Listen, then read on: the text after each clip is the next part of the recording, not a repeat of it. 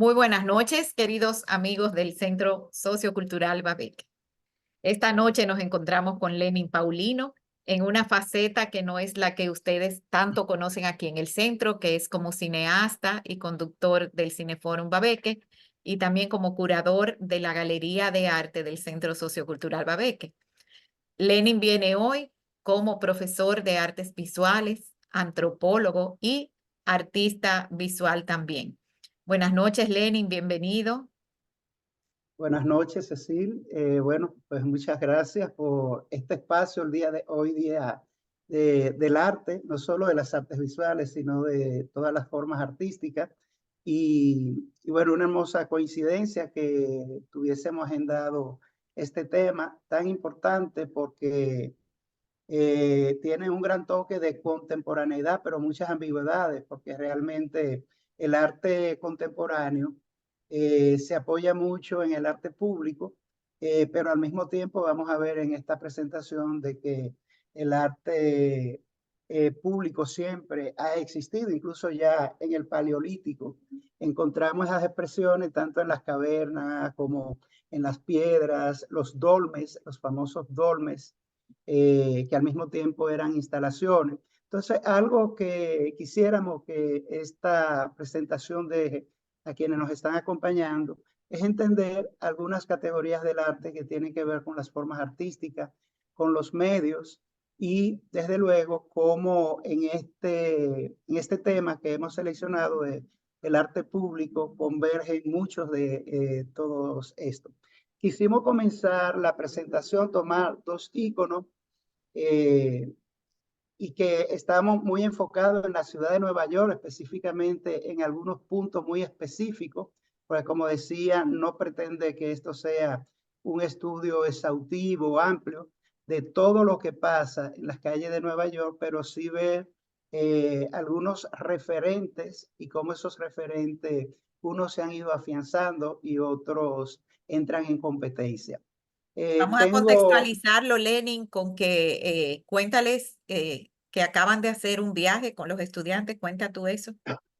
Sí, bueno, y agradecer a los estudiantes, las estudiantes que estuve acompañando en esta clase en Nueva York, donde estos estudiantes de quinto, de secundaria, viajamos a Nueva York para hacer algunos estudios, apreciar obras de artes en diferentes museos como el Met, el Guggenheim, el MoMA, la Galería NU, y desde luego parte de lo que queríamos demostrar en este viaje es que el arte está en todas partes. Y quiero referirme a una compañera artista que falleció hace poco, Quisqueya Enríquez, donde una pieza muy significativa que realizó, una instalación donde diferentes banquetas, ella les rotuló su ombligo y tituló la obra El centro del arte está en todas partes. Una manera de desmitificar esa idea centralista y si se quiere colonialista, de que los espacios de desarrollo, de proyección y de realización de los artistas están en esos centros, Nueva York, Francia, Londres, París, etcétera, ahora Sudáfrica.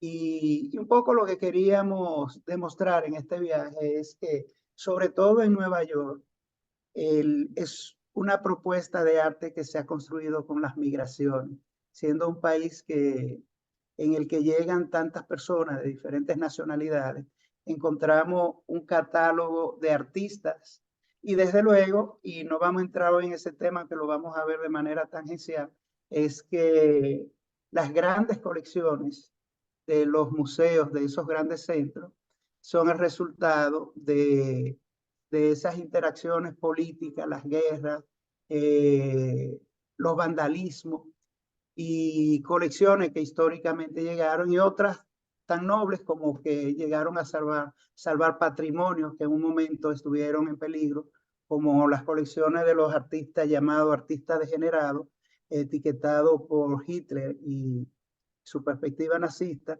que sobrevivieron gracias a que se sacaron de ese contexto y se conservaron en otros países. O lo que sucedió con el Guernica de Picasso, que lo pinta en Francia para presentarlo en una feria de la que vamos a tener que hablar hoy, y Picasso decide que el Guernica no iría a España hasta que Franco saliera del poder, y fue el MoMA quien lo escogió. Entonces, dentro de esta mirada surge esta presentación, y quisiera de entrada un poco delimitar qué es el arte público.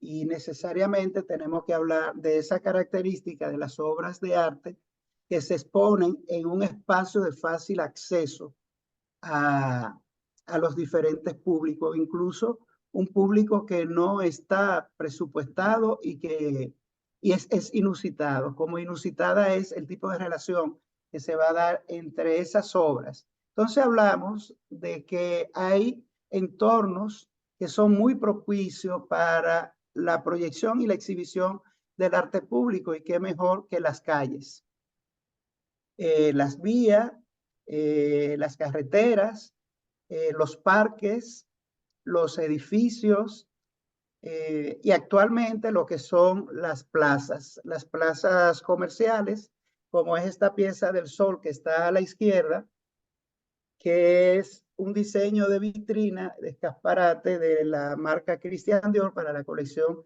de primavera-verano. Y yo le presto mucho atención a lo que pasa en las vidrieras, sobre todo de las grandes ciudades, y con este tema de la globalización, cómo estos diseños se difunden a lo largo de su cartografía de mercado, porque son prototipos que se convierten en representaciones de esa marca. Ahora mismo, donde quiera que hay una tienda Dior importante, o de Louis Vuitton, o de Seiko, o de Rolex, y estamos hablando del arte en uno de los rincones más importantes del capitalismo y del consumismo, como es Nueva York, vamos a encontrar esto, que son instalaciones a las que le vamos a prestar atención. Y al lado tenemos esta escultura, un híbrido escultura-edificio, que es el polémico Basel, que se crea como un ícono de uno de los entornos más nuevos de Nueva York, que es el Hudson Yard, y está como una colmena ahí en el centro de, de esta parte muy cerca del puerto, con estos materiales en cobre, pero arrastrando una gran problemática a la que nos vamos a referir más adelante.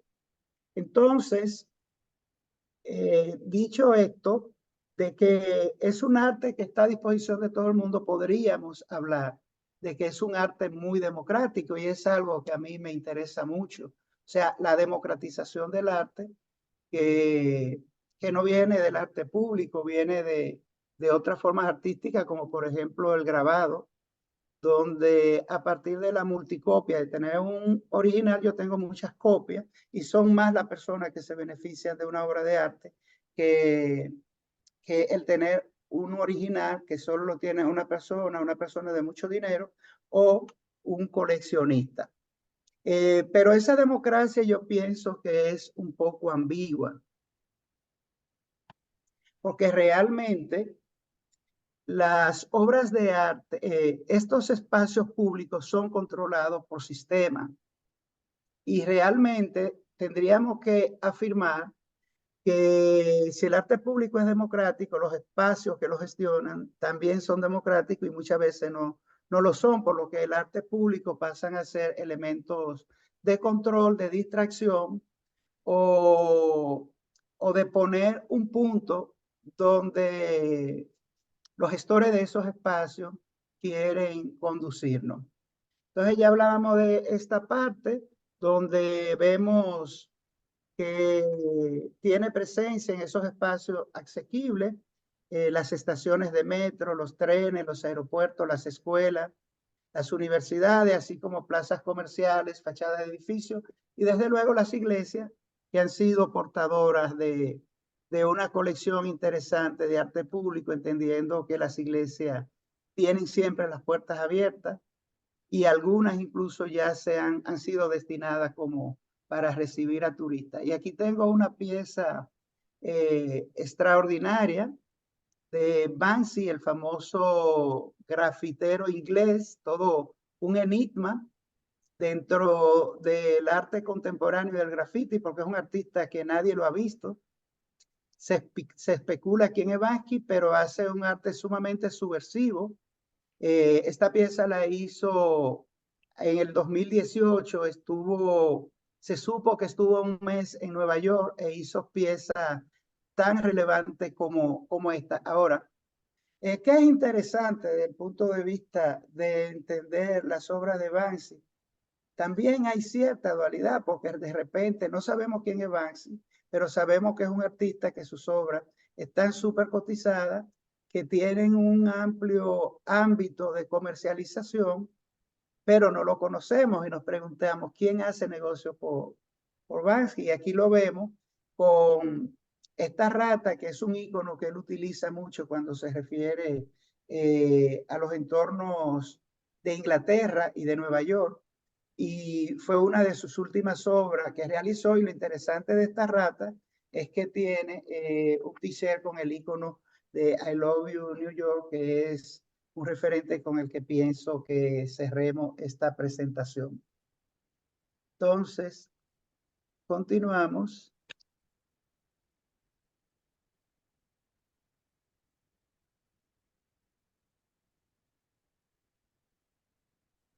Hablábamos de los entornos donde se tiene sentido el arte público, pero quiero referirme a los medios. El arte público es una convergencia, recibe, me atrevería a decir, todas las formas artísticas. Y aquí vamos a ver cómo Nueva York, como un posible estudio de caso de una capital con gran presencia de arte público, es un ejemplo. Está la escultura y son por excelencia las obras tridimensionales. La escultura, las instalaciones, el andar,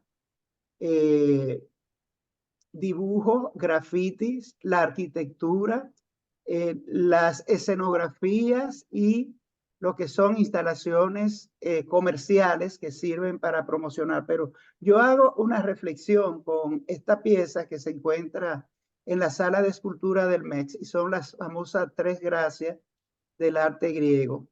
Y yo planteo aquí lo siguiente: el arte público constantemente reacciona a los límites de la obra de arte. Y uno de esos límites es cuando se encapsula en los espacios de un museo.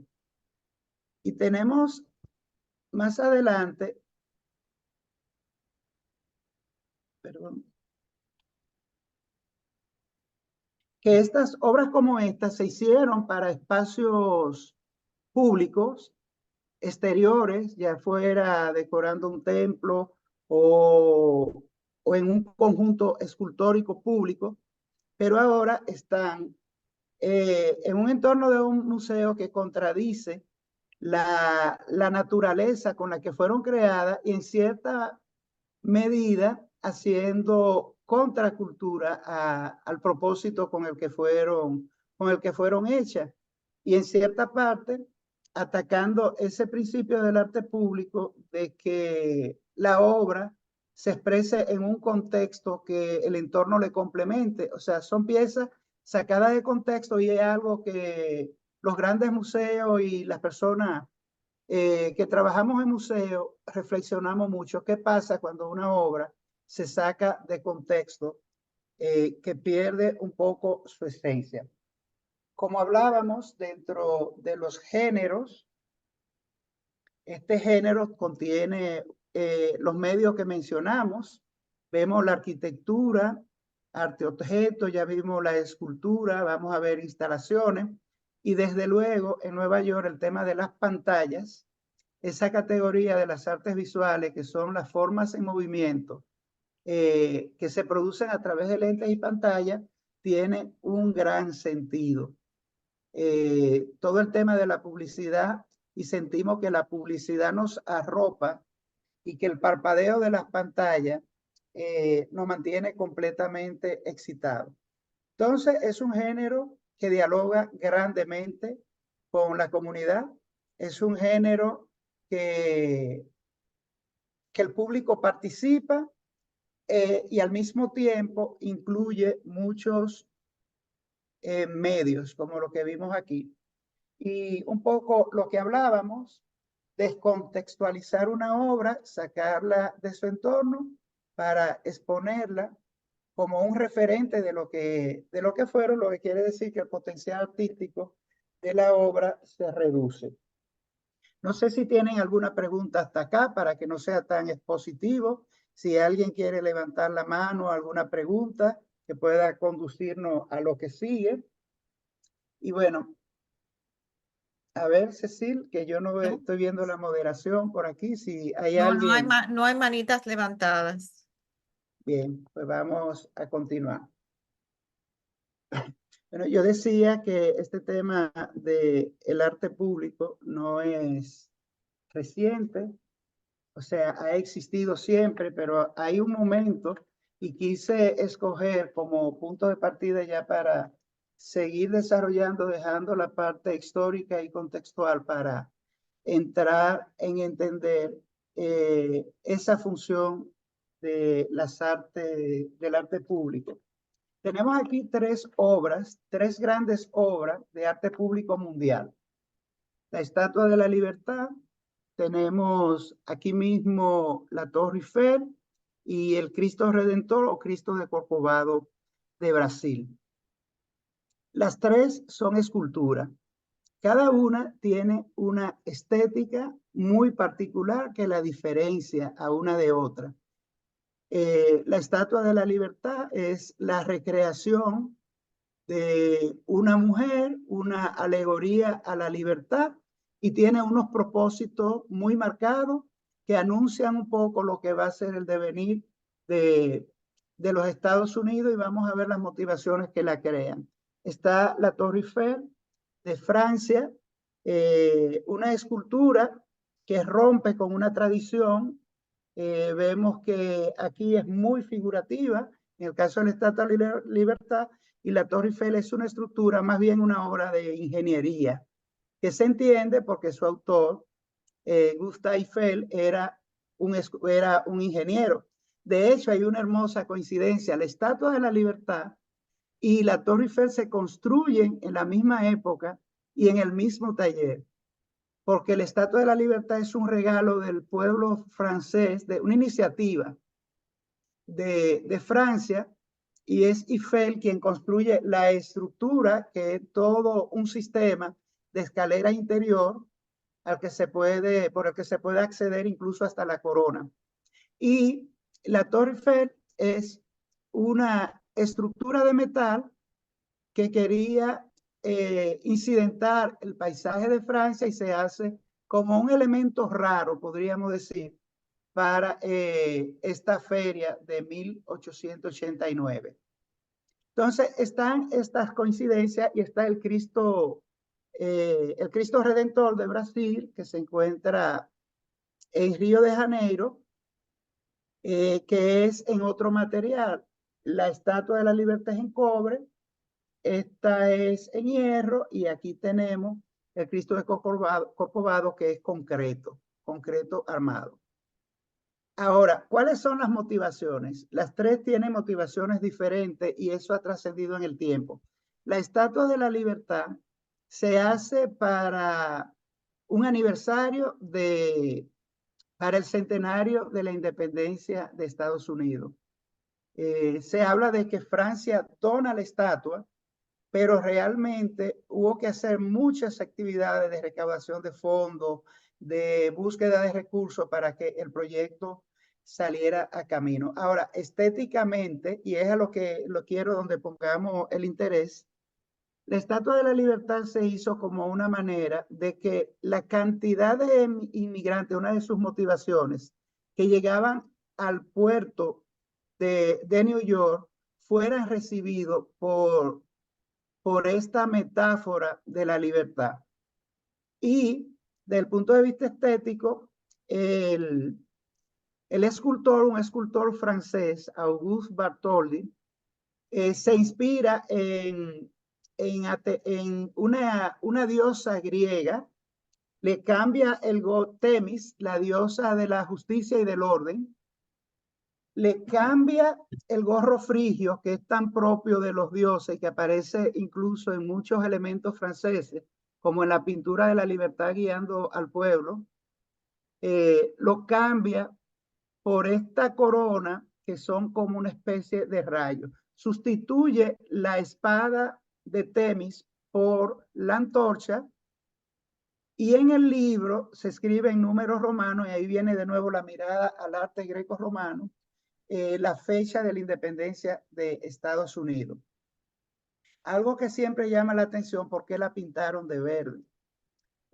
La estatua no la pintaron de verde, la estatua era rojiza, porque es en cobre. Lo que pasa es que el cobre, cuando se oxida, se torna verde, y en poco tiempo ya la estatua, y es parte de su identidad. Pero además de su identidad, es lo que ahora, desde el punto de vista de mercado, se llama marca país, o sea, un ícono de la ciudad de Estados Unidos, y desde el punto de vista político, al igual que el tío Sam, un referente gráfico con que identificar el poder de Estados Unidos, el imperio y todas sus políticas, incluyendo la política intervencionista, y quienes han asociado el verde al tema de la guerra, el camuflaje y todo este tipo de eventos.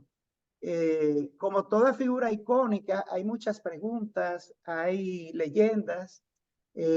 Recientemente circuló que encontraron una foto de la mujer en quien se inspiró la Estatua de la Libertad, pero realmente se demostró que era un fraude hecho con inteligencia artificial.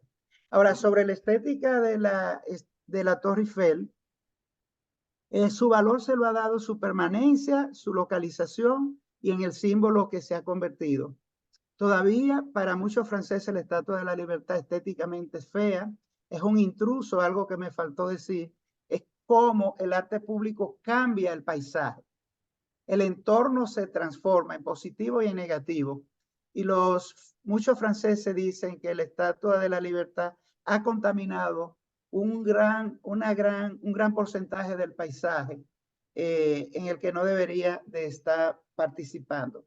Ahora, estéticamente, el Cristo de Corcovado, bueno, a nivel de altura, la Torre Eiffel es mucho más grande, tiene 300 algo de metros, la Estatua de la Libertad tiene 93, y, y el Cristo apenas tiene 38 pies más 8 del pedestal. Ahora, ¿qué tiene el Cristo de Corcovado que no tienen las otras? Una inventiva y algo que estaba pasando en Río de Janeiro, en Brasil, que es el tema del arte art deco. Es un elemento nuevo, es un elemento precioso, con una composición, una ligereza, un tema donde las líneas participan de manera con variedad, pero con unidad. Por ejemplo, las verticales, las diagonales, las curvas, y cómo este monumento, que es en concreto armado, logra transmitir esa fluidez. Y el propósito en este caso no fue ni político ni fue conmemorativo, es espiritual. Se crea esta escultura, y es la idea de alguien vinculado a la iglesia, para que Cristo abriera sus brazos a todo el pueblo de Río de Janeiro, y es lo que uno percibe.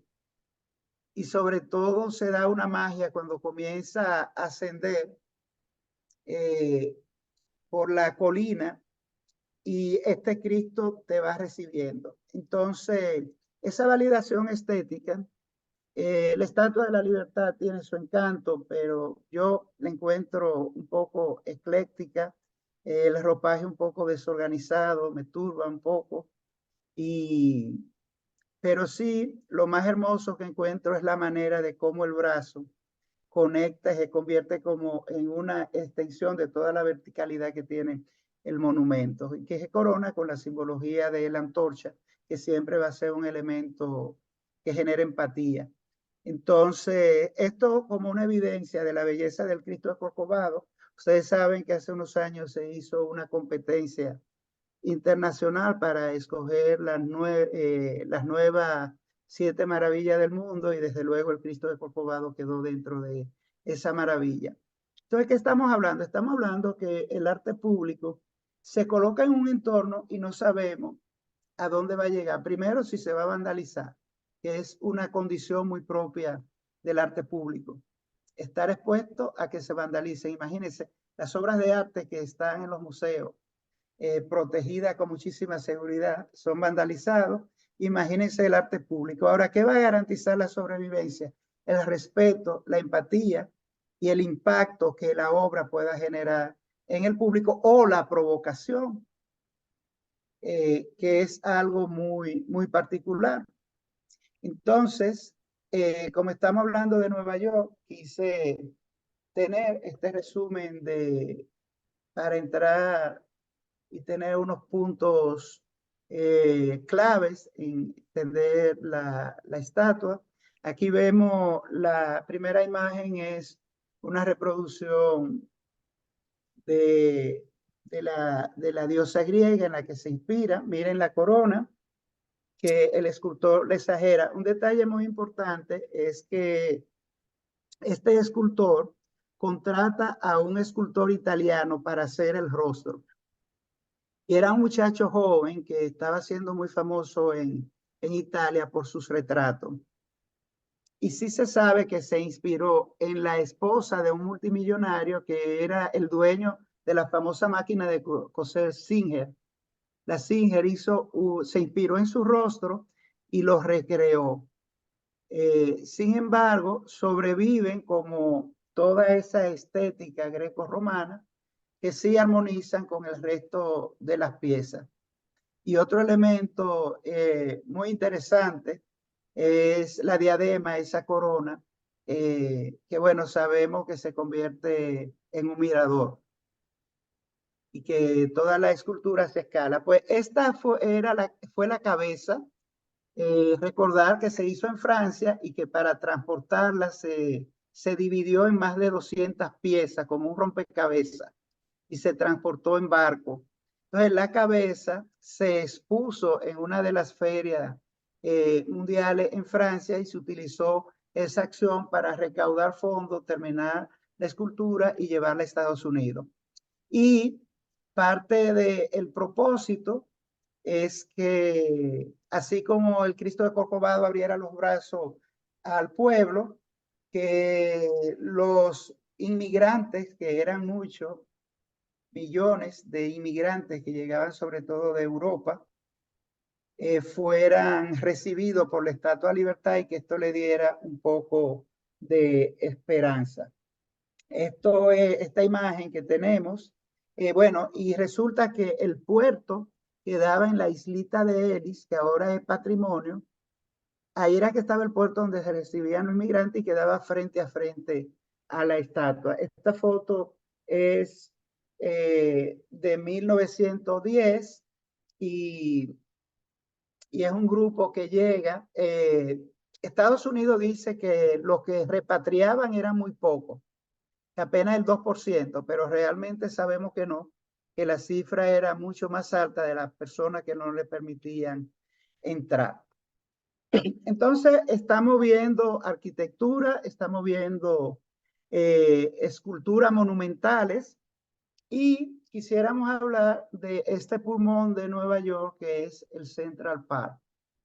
Esto podría tomarnos una gran parte de la noche con todo lo que sucede, pero queremos referirnos a que el arte público, una de sus grandes riquezas y una manera de conciliarse con el planeta, es a través del paisajismo.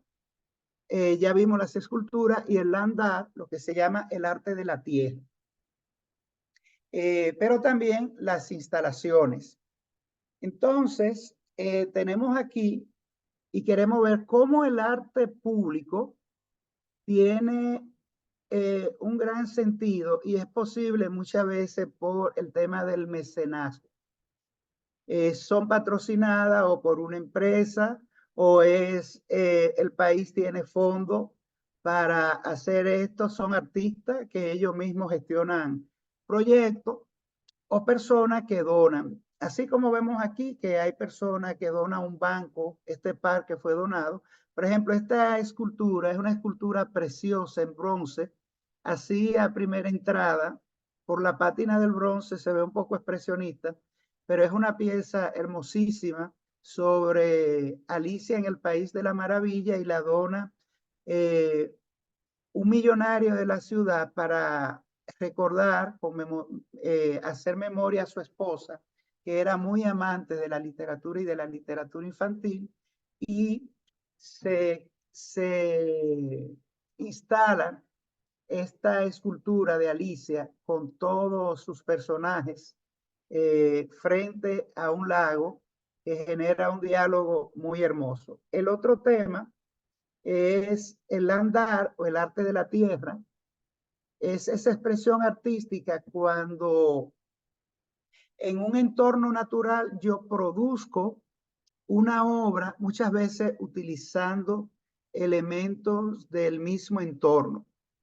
Ahora, ¿qué pasa con el andar y el arte sostenible? Que hay un poco de fricción, porque el arte sostenible muchas veces acusa al andar de ser invasivo, de introducir elementos que no tienen que ver nada con el entorno y que muchas veces los artistas no tienen la conciencia y hasta agreden ese entorno. No sucede lo mismo aquí en el Central Park, donde vemos que hay un gran cuidado en los diferentes materiales que se utilizan, incluso muchas de las estructuras son en madera, los sumo en hierro, y muchos elementos propios del mismo lugar. Pero no quería dejar de destacar que un elemento muy, y diría uno de los más importantes dentro del arte público, son los eventos que produce la misma naturaleza. Y quise poner aquí, ahora que justo está la primavera despegando en Nueva York, estos cerezos, pero igual sucede con el otoño y por qué no el invierno. O sea, que la naturaleza misma es cómplice y una de las grandes autoras de estos entornos naturales, como vemos aquí, o eh, obras realizadas por la mano humana, como este friso en bronce que corona el jardín, el zoológico infantil, que se encuentra en el mismo corazón del Central Park.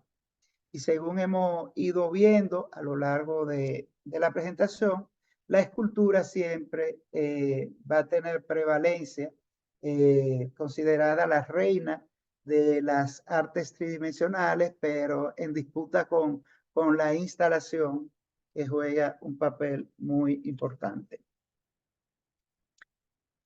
No podíamos dejar de hablar del graffiti, y es un elemento sociológico que me llamó mucho la atención, tanto en Nueva York como Madrid, como Brasil.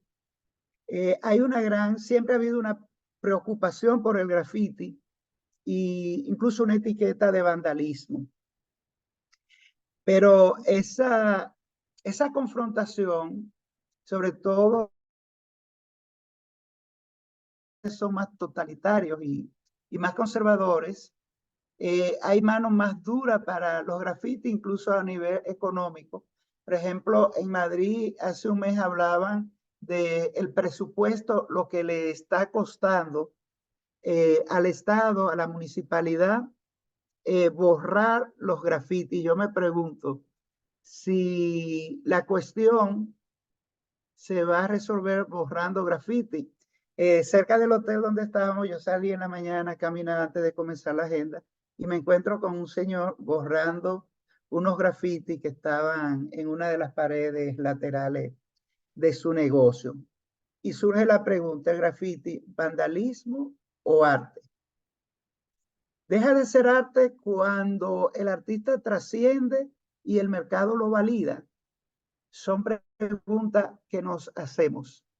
Es este graffiti lo que yo llamo un graffiti barnizado, un graffiti que pasa por un sedazo la misma esencia, bueno, desde el punto de vista de lo que son las cualidades del arte. Bueno, sí, es un graffiti, tiene una tipografía, es un arte callejero, está pintado sobre un muro, pero desde el punto de vista de la intención comunicativa de por qué el artista lo crea. Y esto es una invitación para en un futuro nosotros ver igual como estamos haciendo con Nueva York, lo que pasa con el arte público aquí en República Dominicana. Y si en vez de graffiti no son murales como esto que está validado y súper autorizado. Pero no podemos hablar de graffiti sin hablar de Basquiat. Basquiat, un chico de origen haitiano que alcanzó un nivel de éxito, comenzó a hacer grafitis en la calle hasta que las galerías le pusieron el ojo y personalidades como Andy Warhol los hicieron parte de ese círculo del arte neoyorquino, y en menos de 25 años logró un éxito y unas cotizaciones de artistas consagrados de mucho tiempo. Cuando Basquiat muere, que muere joven, consecuencia de temas de adicciones, la gente en la calle estaba tumbando muros para tener sus obras, y vivió la transición del arte callejero a hacer una producción pictórica, gráfica, incluso a nivel tridimensional de escultura, que hoy forman parte de los grandes museos y grandes colecciones. ¿Y de qué habla Basquiat? Habla de el tema, bueno, el tema de los niveles sociales, el tema de lo afroamericano. Basquiat era negro de ascendencia haitiana. Esta obra específicamente, este graffiti, habla un poco del vudú. Él se autodeclara el rey. En su obra siempre están las coronas, y su gran preocupación por el tema de cómo se inserta y si se logra insertar una persona, hijo de migrante afroamericano, todos los conflictos que se dan, pero sobre todo hablando de la belleza de su cultura, de donde él venía. Él nació en Estados Unidos, de hijo de padre haitiano, y ha sido uno de los artistas que ha expuesto con mayor valentía el tema de la afrodescendencia en Estados Unidos. Y tenemos aquí este artista que casi está rozando el pop art con su graffiti súper identificable,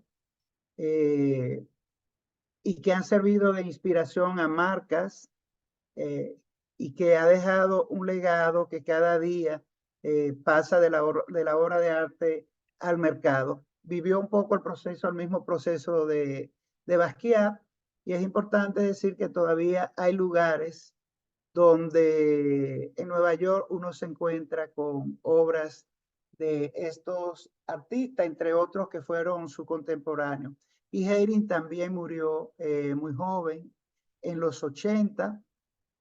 Y repito aquí esta pieza, que es muy emblemática, porque precisamente Vance y habla del tema del bestiario.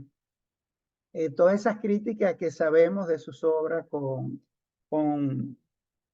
sobre todo en Inglaterra, el mismo caso de su crítica a Disney, donde incluso crea un parque, Disneyland, donde ese parque que está inspirado en Disney es un parque de terror donde los empleados son obreros que portan un uniforme tipo Disney, donde habla de la explotación, lo que ganan, los servicios, las atenciones. Habla del tema de la explotación con niños, y habla de el propagandismo bélico, y nazista de Disney, y cómo fue un colaborador de la CIA. O sea, estamos ante un artista súper contestatario, y en este caso, en una calle muy céntrica de Nueva York, crea esta pieza y la viste con el I Love You New York. ¿Y por qué una rata? Bueno, esta imagen es una imagen que encontré del Nueva York de los años 70 y quiero conectar, voy inmediatamente a conectar el graffiti de Banksy con un gráfico marca país como el I Love You New York. Ese era el Nueva York de los 70.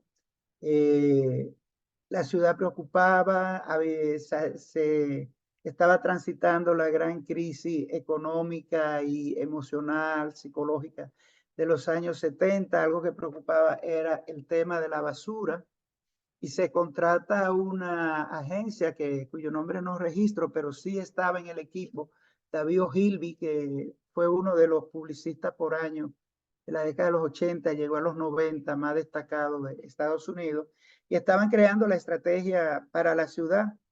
Entonces, en esto, este diseñador, Milton Glaze, saca este bocetico del bolsillo. Chicos, no lo tomen, chicas, como una referencia, que yo peleo mucho por la informalidad de los bocetos. Él saca esta notica del bolsillo y plantea la consigna con la que se debe de atacar lo anterior.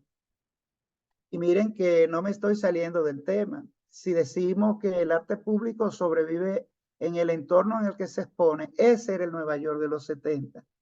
Y había que contrarrestar eso.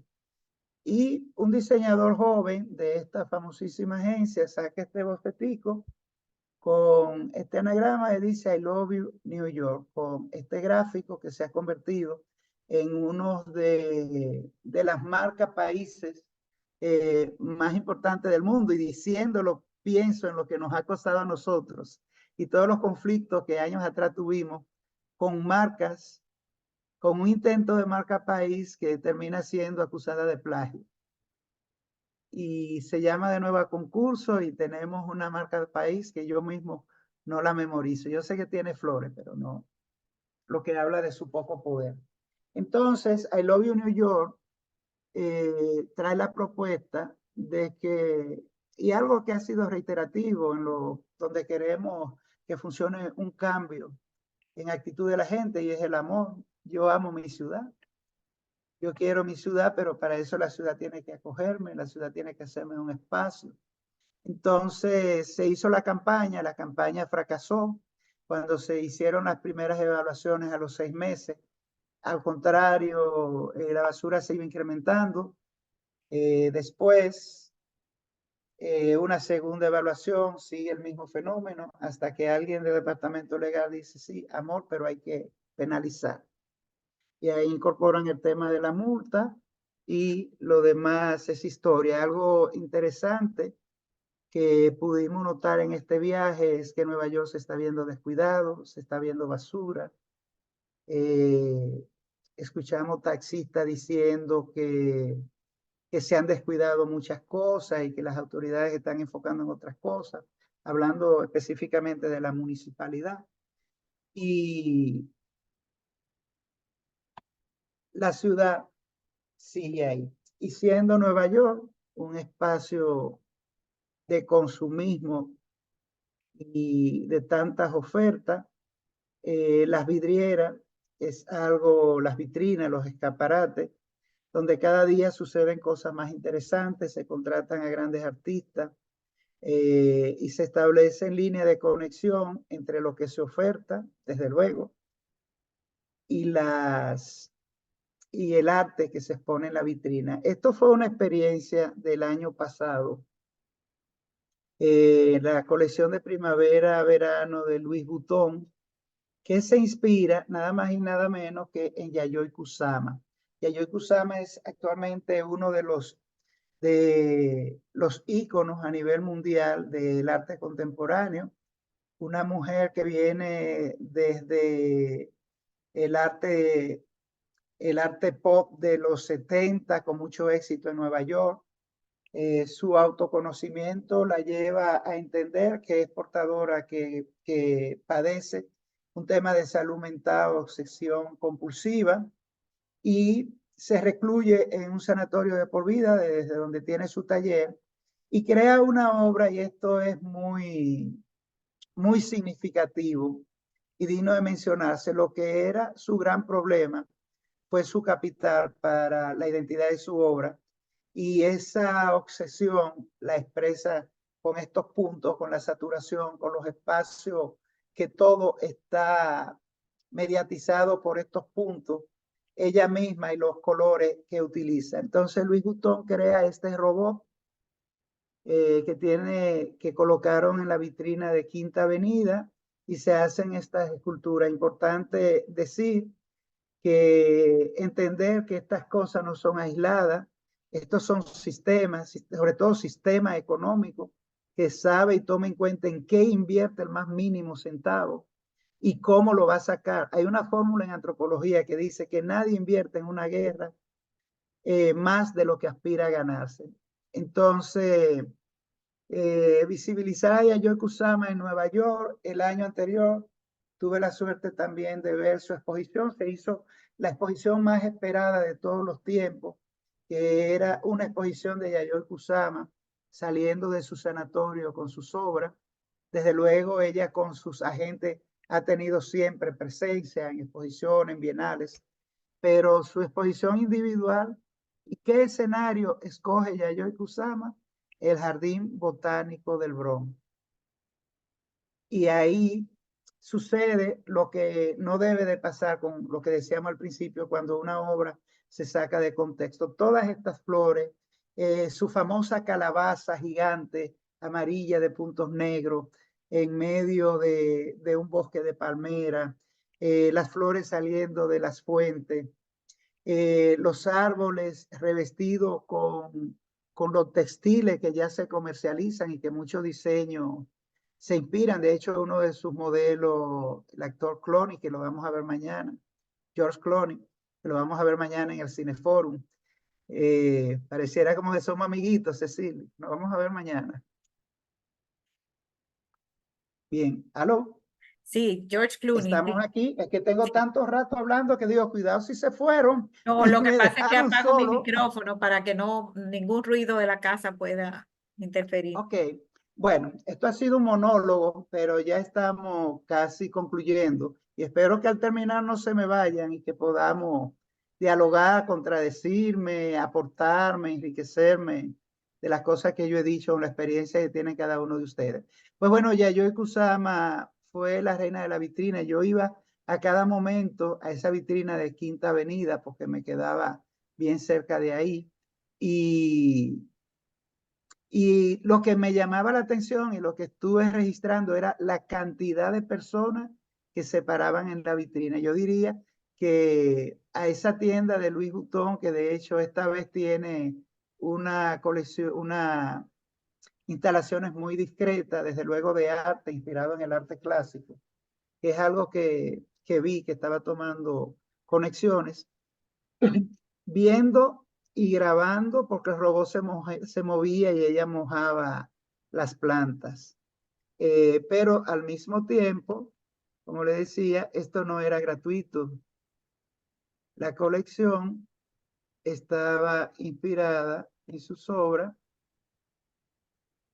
y aquí ustedes pueden ver cómo esta marca comenzó a promover sus carteras, sus medias, su ropa, en fin, su producto, pero creo que fue una experiencia muy bonita. Ahora, a nivel de comprensión del papel de la obra de arte, que yo veo independientemente de la invitación al consumismo, que la publicidad ha cambiado. La publicidad, todo su esfuerzo, antes eran en decirte, mira, yo tengo esto, cómpramelo. Yo siento que ahora la publicidad te está dando algo, y en este caso te está dando experiencia Y casi para terminar, voy a volver al principio. Te está devolviendo experiencia estética, te está devolviendo recreación, te está devolviendo. Y esta es otra experiencia de la primavera del año pasado, y es la marca de joya que ya es clásico, que hace estas instalaciones en lo que combina estas gráficas que son parte de su estética que ha mantenido por años y plantas naturales. Yo de verdad me gocé esas instalaciones porque era toda la Sexta Avenida con estas instalaciones que al mismo tiempo eran funcionales porque tú descansabas, te podías sentar a hablar, eran como microjardines. Y las plantas que utilizaron fue una colección de variedad de begonias, que son estas que se ven amarillas, no se enfocan, pero begonias de todos los colores que yo nunca había visto. Y particularmente yo tengo una conexión muy importante con la begonia porque a mi mamá le encantaban y la coleccionaba. Y, y de verdad que esto que te está dando la publicidad para ello promoverse, eh, es una relación en la que ganamos. Bueno, parte de las tareas que tenían que hacer los estudiantes era precisamente no limitarnos a los museos, sino ver esa afirmación de que el arte estaba en todas partes. Y ya desde el primer día, tan pronto entrar a un mall, nos sorprendieron las hermosas vidrieras que ya estaban inaugurando su colección de primavera-verano. Y de nuevo, mucho sentido. eh, el origami, que es una de mis pasiones, encontrar esta tienda, perdón, ahora se me confunde, las chicas me ayudarán, si de Seiko, sí, por la otra es Rolex, eh, donde en un papel que ellos mismos procesaron, un papel bellísimo que al mismo tiempo tenía grabados, tenía intervenciones de grabado, y miren las convergencias y cómo todo esto es pensado. Se crearon una serie, una especie de zoológico en origami a gran escala que dominaban las vidrieras.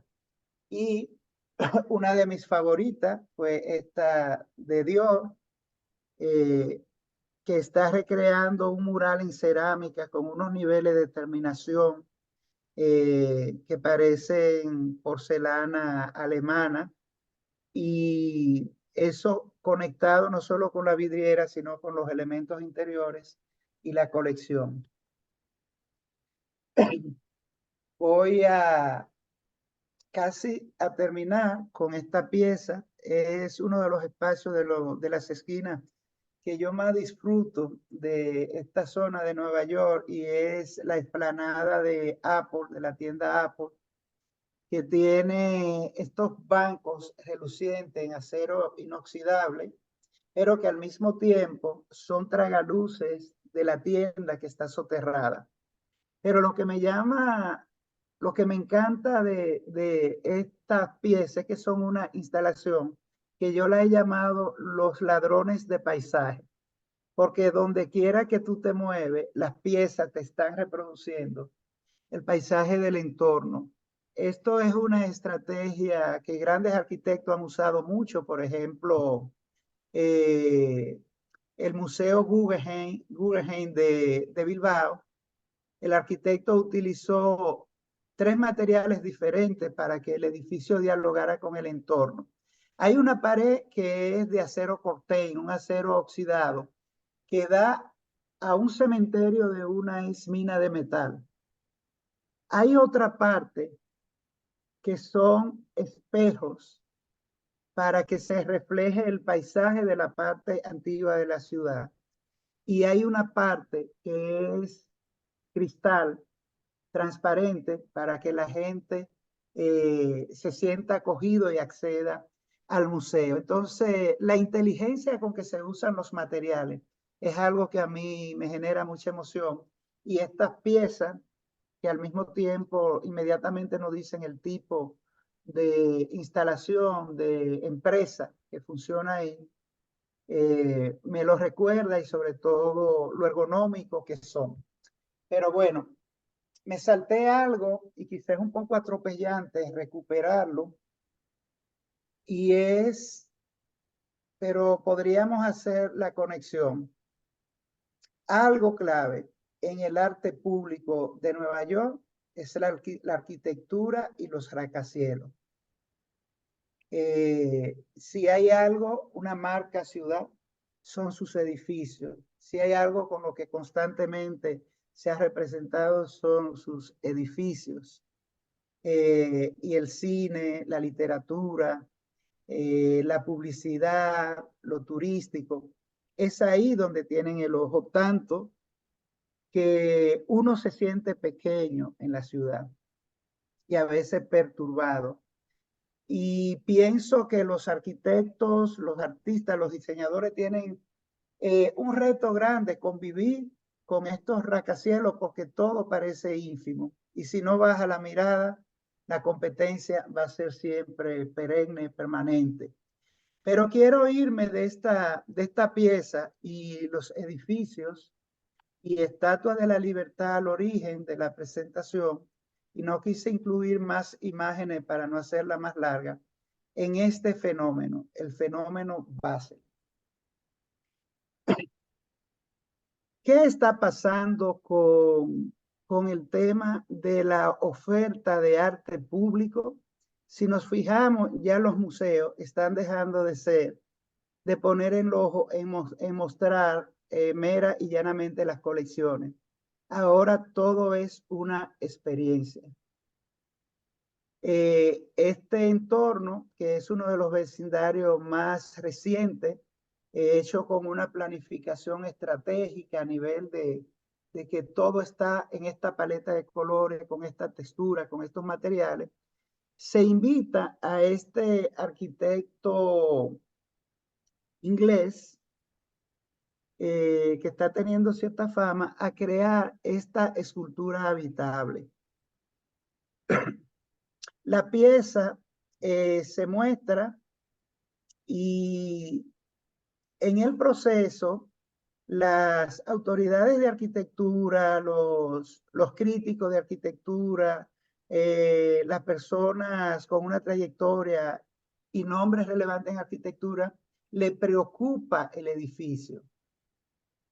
Y algo que preocupa es algo que salta a la vista. Este edificio, su primera gran derrota es que en él no pasa nada, excepto el elemento esnovista de la forma y un recorrido en el que usted deambula por unas escaleras que no llevan a ninguna parte. Ahora, desde el punto de vista conceptual, desde un principio yo decía, sí, el edificio tiene algo que conecta y es el vacío. El vacío que tiene tanta gente y en ciudades la depresión, la tristeza, los problemas de salud mental, los abandonos, el vacío de la gente está plasmado en ese edificio, pero conecta tanto con el vacío y ese tema existencial que el edificio hoy está cerrado porque se convirtió en un punto de suicidio.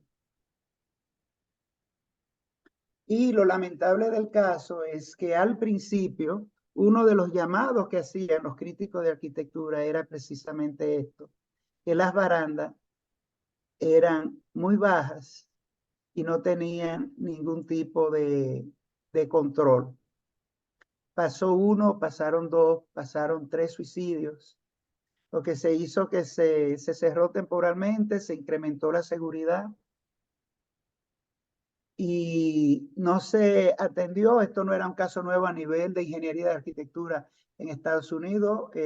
Pasó con muchos de los puentes que los diseñadores tuvieron que buscar alternativas de no afectar la parte estética del diseño y garantizar la seguridad, aunque parte de, incluso de algunos psicólogos decían que tener controles no es una garantía de que el que tiene instinto suicida lo realice, que lo que hay que trabajar es la parte psicológica para que esa persona no se expongan. Pero bueno, pasó y después de que no se hizo caso, se entendía que con seguridad por piso iba a funcionar y entonces vino de nuevo otro caso lamentable donde un chico de 14 años saltó. Y en este momento se cierra y es un edificio vulnerable que entra dentro de esta ola de experiencia que todas las estrategias, muchas de las estrategias están en vivir experiencia. La experiencia a lo mejor en este caso es fatigarte, recorrer no sé cuántas escaleras que se comunican y no te llevan más que a las alturas y luego descender.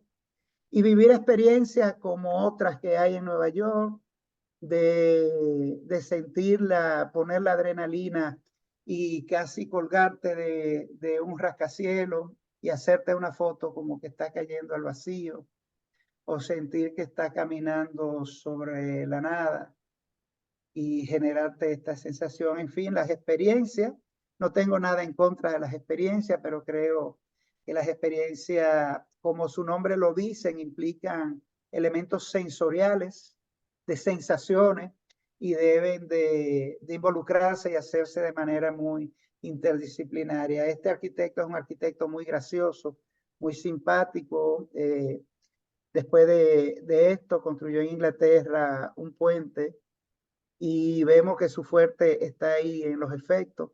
Es un puente que se enrolla como una oruga y luego se despliega, lo que habla de que sí hay un interés por la ingeniería y por cuestiones semánticas de significado que se conectan con otras cosas. Entonces, nada, no nos quedemos con la parte trágica. Hay muchas cosas que pudimos haber incluido, otras cosas que tienen que ver con cine, con movimiento, eh, instalaciones, pero sobre todo nos quedamos de que hay una expresión muy importante que tiene ese valor democrático de que la gente se encuentre, que dialogue y sobre todo que le impacte y se conecten con un aspecto de la belleza y las historias se convierten en elementos de la ciudad. Bueno, pues muchísimas gracias. Voy a dejar de compartir, Cecil, y Sí. ojalá que tengan preguntas, que aporten y que comenten. Muchas Mira, aquí hay un gracias. aporte interesante de Roberto Miñoto, que dice que uno Roberto. de los ejemplos más recientes de la revalorización del graffiti como arte público es en Wynwood, en Miami. Y esta Sí, era una zona que se consideraba peligrosa, una zona donde lo que se hacía era traficar con drogas y cosas. Y de momento han convertido en esa zona, en la zona de los artistas. Ahora todo el mundo va y se visita Wynwood, se toma foto con los sí, murales, hay restaurancitos, o sea, la zona está completamente revalorizada y ahora es una de las zonas más caras en Miami. Wynwood. sí. O sea El que año el arte tiene pasado, ese poder de también de revalorizar zonas que están en desuso o que tienen mala reputación. El arte puede salvarlas. así es. Bueno, aquí tuvimos la experiencia con el barrio de Santa Bárbara.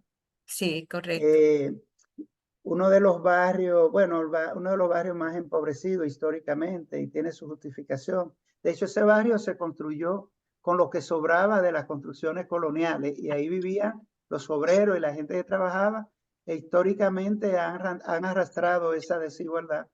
Y bueno, primero Silvano Lora hizo la Bienal Marginal en Santa Bárbara como una manera de llamar la atención sobre los problemas incluso de cosas elementales que todavía sobreviven ahí, como falta de agua, recogida de basura, cloaca y oportunidades. Bueno, el cine ha hecho algo porque muchas de las locaciones de las películas se,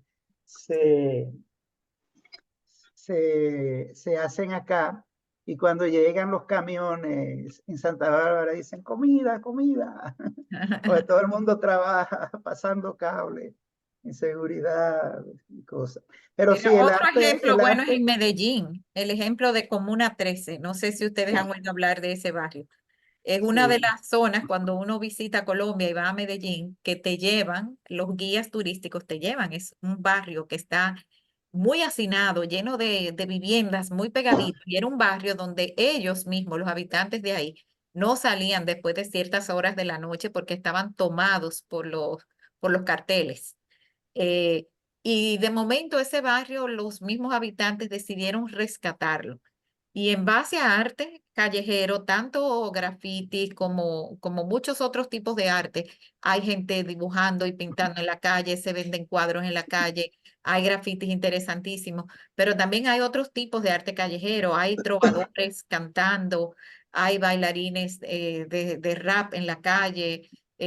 O sea, es un barrio que está vivísimo, difícil de caminar porque es subiendo y son estrechas las calles, pero es una atracción turística ahora en Medellín y ya no es sí. peligroso porque ellos saben que si lo dejan convertir en peligroso, van a perder ese filón de oro que es el turismo.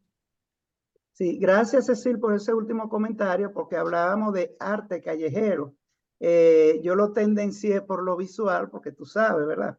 Pero Sí. realmente una de las expresiones más significativas, muy significativas también, son las artes escénicas. O sea, los mimos, las estatuas Sí. vivientes, las Había todo bandas, eso, habían recreaciones de personajes en la calle, estaba el Chavo del Ocho igualito en la calle, las y como te dije, bandas. los trovadores también preguntaron, ¿de dónde son? De República Dominicana. Y alguien cumpleaños aquí, sí, fulana cumpleaños. Ah, pues le hicieron una serie de rimas a la que cumplía años y con República Dominicana y la comida nuestra, la cerveza, el sancocho. O sea, ellos estaban bien empapados y era improvisado todo, muy interesante. Y bueno, no incluir las paradas, o sea, los desfiles que en Nueva York sorprenden en cualquier momento. Y justo en esa semana encontramos una celebración escocesa de los irlandeses y era muy interesante ver el tema de las faldas. A nosotros de este lado nos hace un poco de chiste y de curiosidad y como de raro, pero realmente, y ahí pudimos ver el tema de los colores y de los cuadros, cada uno de estos cuadros, y ahí vemos un tema de difusión cultural que el arte público lo permite, porque además usted puede hablar con los protagonistas, con tener informaciones de primera fuente, con los actores de esos eventos culturales que se están dando. Entonces, como cada color y cada tipo de cuadro es un linaje, es un clan y tiene unos antecedentes y una sucesión generacionales que se expresan en los colores de esa falda, pero la conexión ahí podríamos hablar de diseño de moda, podríamos hablar de música, de los instrumentos, de las jerarquías. O sea que Otra de las manifestaciones que son muy llamativas en Nueva York y en muchas otras ciudades de Estados Unidos también son las carrozas de flores y las instalaciones en base a flores vivas que hacen para la época de la primavera. Y son todas unas obras artísticas increíbles y a gran escala. así es. Vamos a ver si Eh, alguien quisiera hacer alguna pregunta. por favor. Bueno, las chicas que ustedes vieron que yo no vi, ¿qué podrían decir que yo no dije? A Yo tengo ver, una pregunta, Lenin. sí, ¿quién es? María Isabel. María Isabel, Ah, María Isabel. sí. El arte dentro de espacios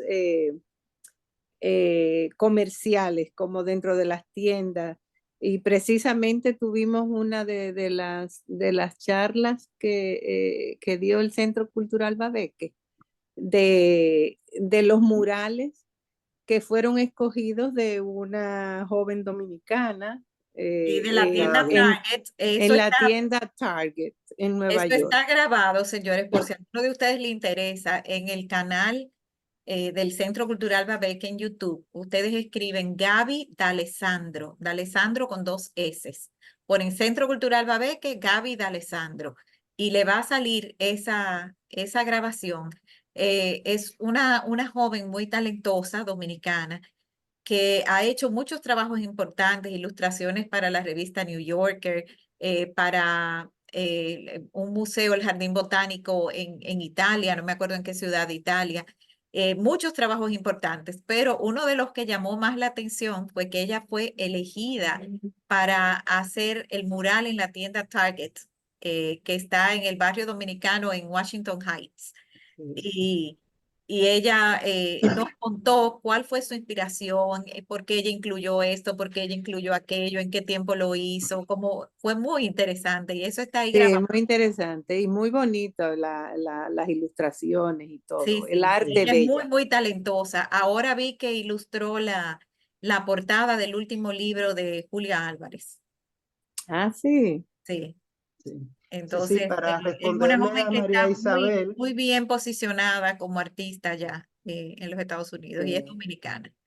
Sí, o sea, mi bueno, pregunta para es, responderle a María Isabel, realmente sí. El tema de lo público tiene que ver con esa accesibilidad para que las personas puedan entrar en contacto.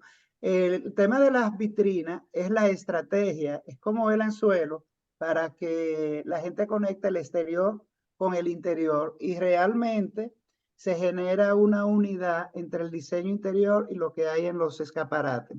Un testimonio muy importante es que en un momento íbamos, no sé si está Camila Sosa aquí, Estaba se antes, no sé si retiró, está tal vez se ahora. Sí, yo retiraron. estoy aquí.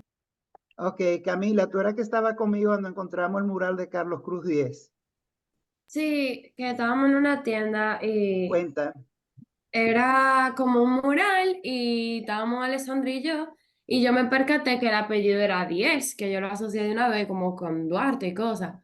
Entonces yo lo llamé para que vaya y era como un mural, no era tan grande, pero tenía como varas de diferentes colores, de una manera que eran medio translúcidos, entonces también tenía una iluminación que pasaba como luz de colores. Sí, bueno, las chicas encontraron este mural, ellas no tenían el contexto y cuando yo lo vi me palpitó el corazón. Pues inmediatamente yo vi un Carlos Cruz 10 que es como uno de los precursores a nivel mundial del arte cinético, descendiente de la familia Duarte. Ustedes saben, Duarte y su familia se exiliaron en Venezuela y este señor, un artista venezolano, con obras en los centros más importantes del mundo, en el Metro de Suiza, en la UNESCO, en Nueva York y en otras partes de Estados Unidos, en Washington, tiene murales. Y aquí tuvimos la suerte de tener una gran exposición de él, pero más que eso, él donó un mural que se hizo en los silos de los molinos que están del otro lado del río, colindando con la zona colonial. Claro, sí. Pues esto que pudo haber sido una marca país para promocionarnos, un día los dueños de los molinos lo borraron sin consultar, pero no es la primera vez que pasa con el patrimonio dominicano, que es desaprensivo, pero al mismo tiempo habla de las debilidades que tenemos como país con las leyes patrimoniales y, y quién salvaguarda estos patrimonios. Pero sí, volviendo con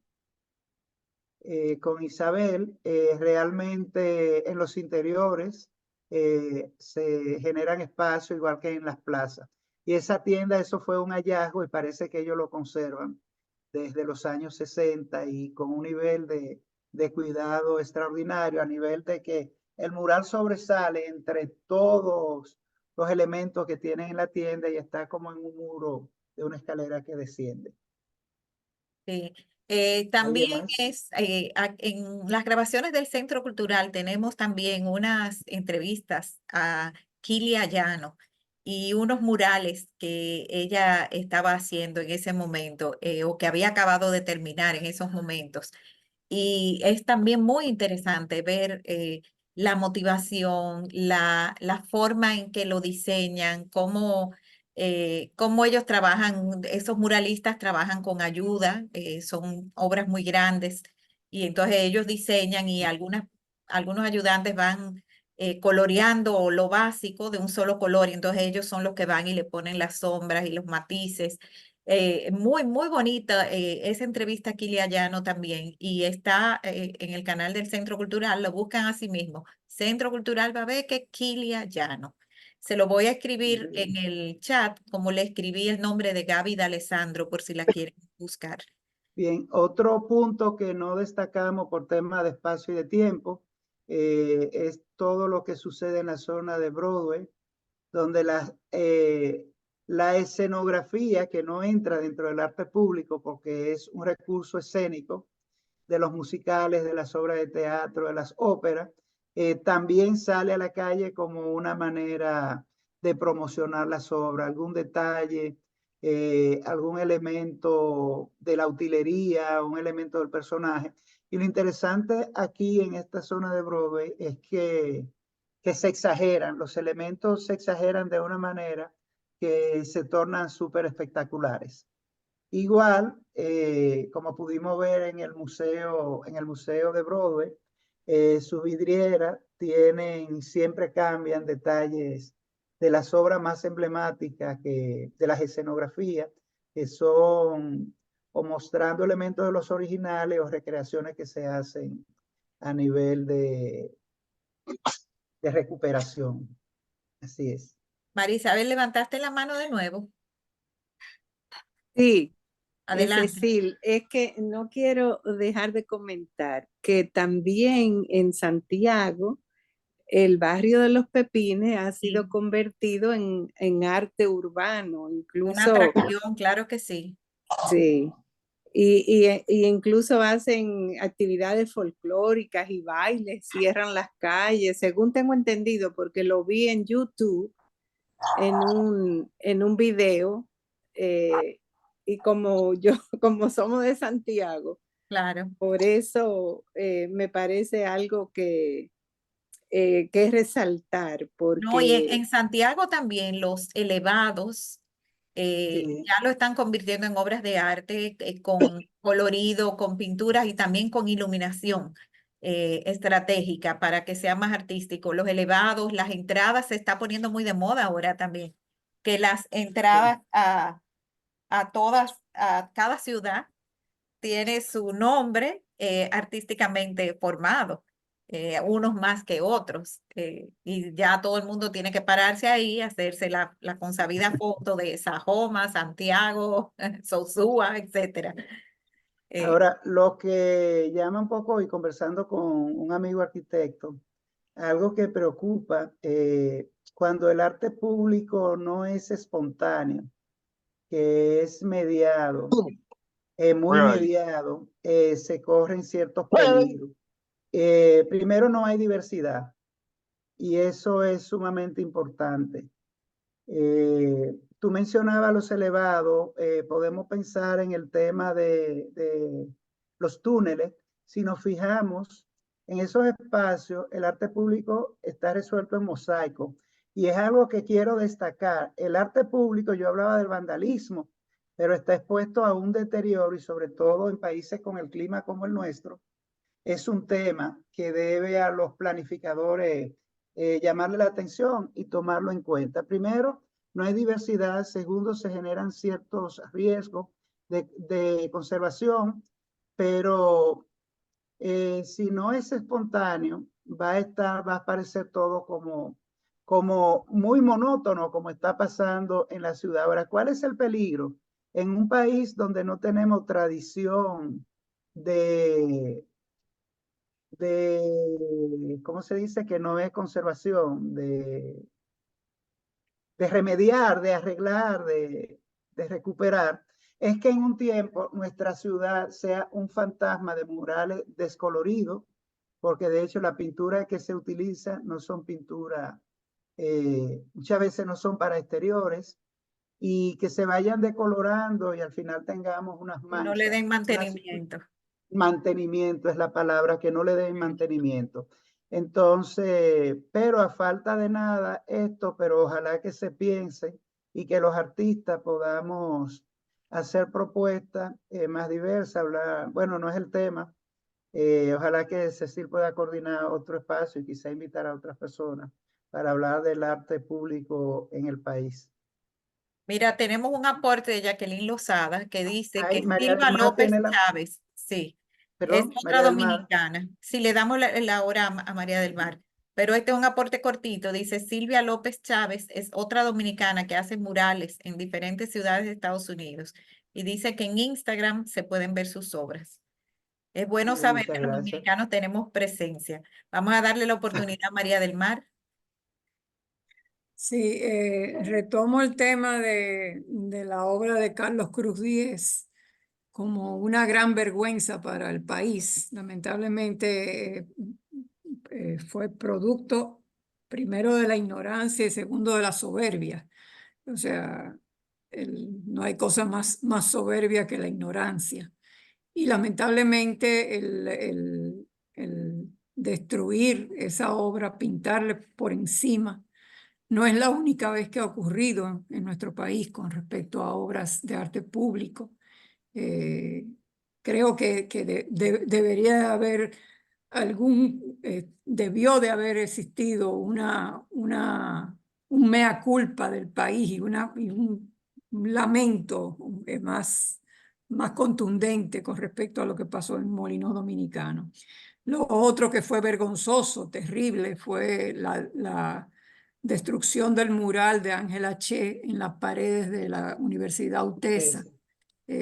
Una gran vergüenza y dijeron en un principio, cuando se armó el escándalo, dijeron en un principio que lo iban a recuperar y finalmente desapareció. Y así sucesivamente nosotros vemos como cantidad de arte público ha sido, si no vandalizado, negociado por autoridades, mientras la municipalidad, mientras las alcaldías sean negocios, o sea, la venta de las candidaturas sean simples negocios. Lamentablemente vamos a estar viendo eso en nuestras ciudades, porque hay datos acerca de obras escultóricas famosas como las de Rodríguez Urdaneta, que también han desaparecido y han sido sustituidas por porquerías en fibra de vidrio. Entonces, con supuestos artistas muy beneficiados del Estado.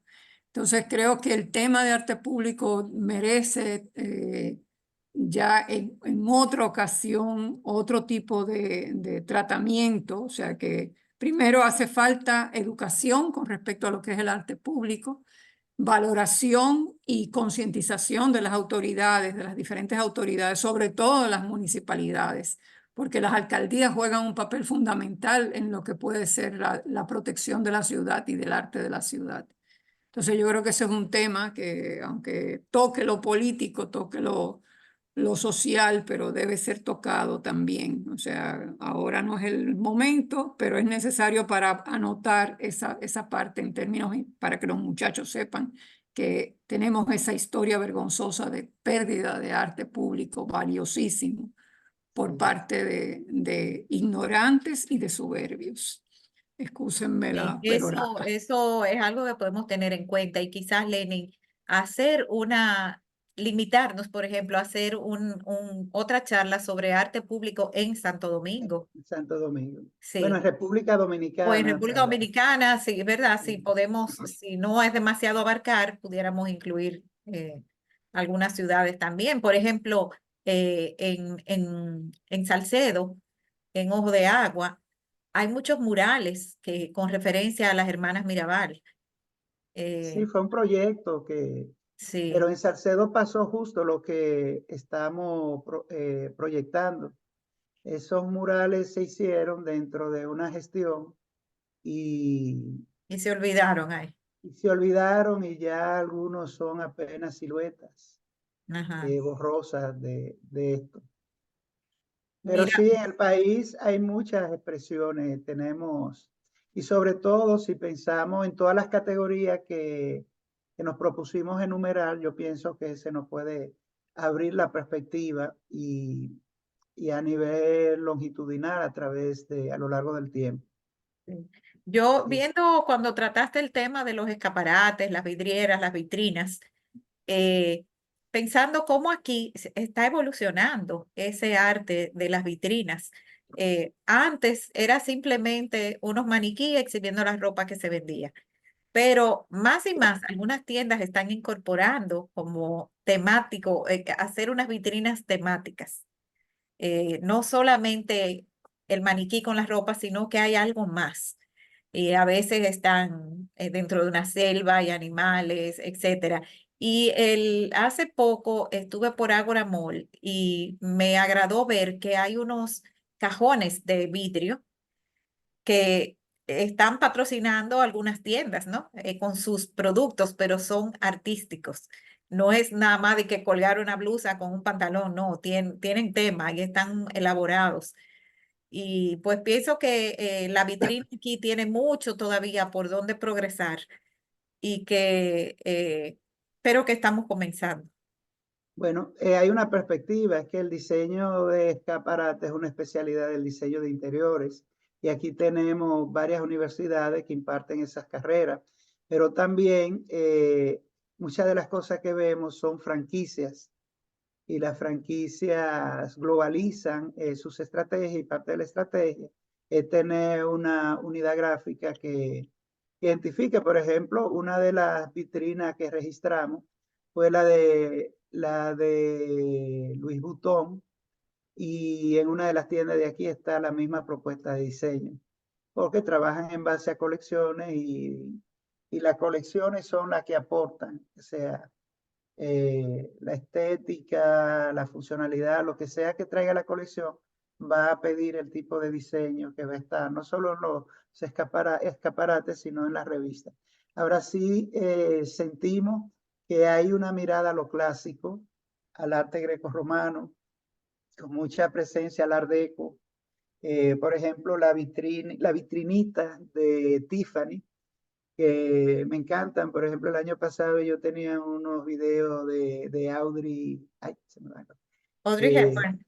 sí, que fue su embajadora, Ajá. y cosas muy en miniatura. Ahora tienen unas maquetas de edificios, unas esculturas de una mano, interesantísimas, unas esculturas de una mano muy art deco, eh, recreando el juego, porque ahí está el tema cultural.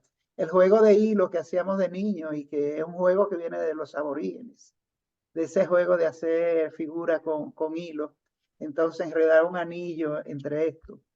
O sea, es muy lúdico, algo muy importante es que sí hay unos ejercicios creativos, hay unas intenciones comunicativas claras con unos signos, unos símbolos, hay unos colores y ahí no se pierden, sobre todo los colores pantones propios de las marcas, que no se negocian, eso siempre va a estar ahí, y una serie de códigos que nos van a generar conexiones, independientemente de la posibilidad que tenemos de ser consumidores de esas marcas.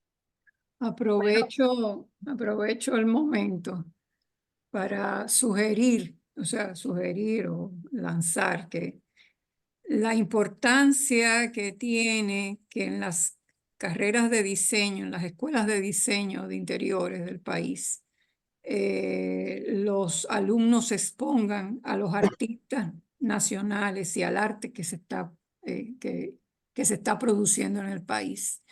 Me da muchísima pena llegar a consultorios o a oficinas en donde los adornos son las consabidas bolas y bandejas de IKEA. O sea, es vergonzoso que los diseñadores de interiores le vendan a sus clientes las mismas decoraciones carísimas, habiendo tan buenos artistas en el país necesitando de promover su obra. Entonces creo que y los jóvenes que están estudiando, que van para arte de nuestro colegio, deberían de promover en sus carreras, si van a ir a escuela de diseño, promover en sus carreras que el currículum de la carrera contemple la participación de artistas nacionales o de las galerías de arte o de los representantes, los marchands de arte de esos artistas, para que conozcan lo que hay y sean capaces de utilizar las obras de artistas dominicanos. Sí. Bueno, si no hay más manitas levantadas, déjenme por favor compartirles. Doña Francete, Ah, Cecilia, doña Francette tiene la mano levantada. Adelante, doña Francette.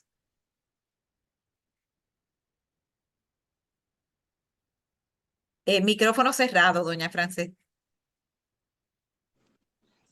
Se trata de algo totalmente ajeno al arte. Esto es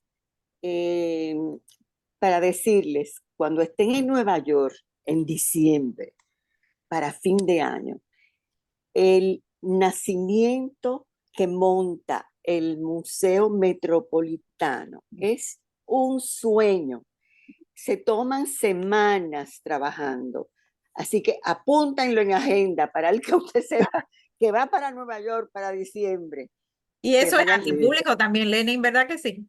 Sí, sí. Bueno, algo interesante que lo comencé a ver en el Metropolitan es que ellos están en esa onda de arte público, de sacar, por ejemplo, ahora en los nichos que hay en las fachadas, desde un tiempo para acá, ellos están incorporando instalaciones de artistas que forman parte de la colección, pero con obras que pueden exponerse fuera.